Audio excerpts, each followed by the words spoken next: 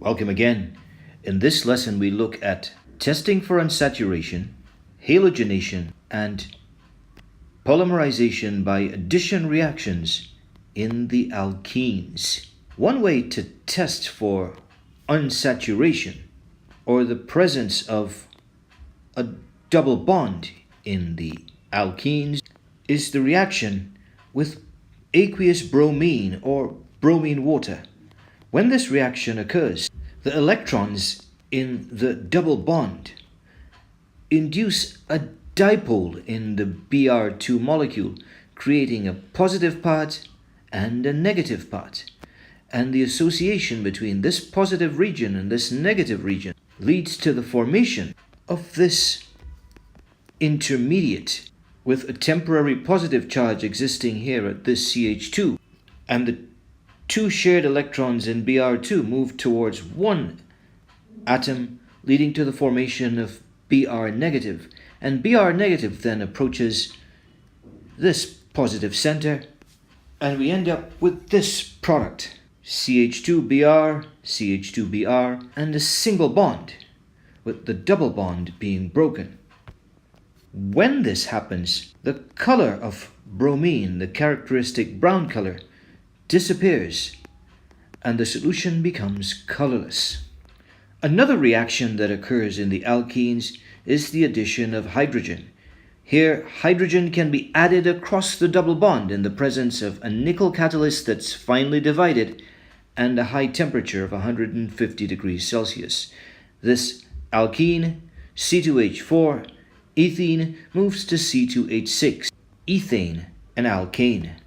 In the reaction known as the halogenation of an alkene, a hydrogen bromide or a hydrogen halide such as hydrogen fluoride or hydrogen chloride adds across the double bond. Here we can see but2ene, 1, 2, 3, 4 carbons, making it but2 because the double bond is on carbon 2, counting from either end.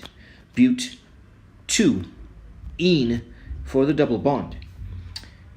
In the presence of hydrogen bromide, the double bond breaks and hydrogen and bromine add to form 2-bromobutane. Because this particular example is what we would call a symmetrical alkene, then the only possible product is 2-bromobutane. Because if the bromine were to come onto this carbon, then the name would still be 2-bromobutane, with this being 1, 2.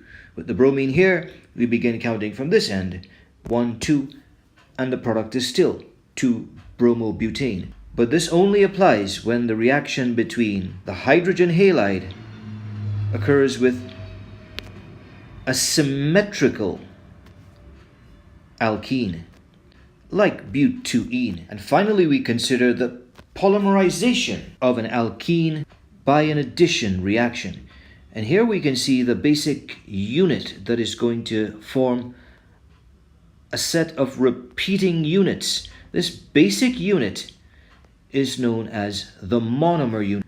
When this double bond breaks, it creates two possible single bonds attached to each carbon to propagate the chain, to allow this to attach to another unit like itself here and over on this side, allowing for a number of monomer units to assemble, forming a polymer. This addition polymerization occurs at a temperature of 200 degrees Celsius at 200 atmospheres and with a small amount of oxygen being present. And this particular reaction is the one that is used to produce polythene.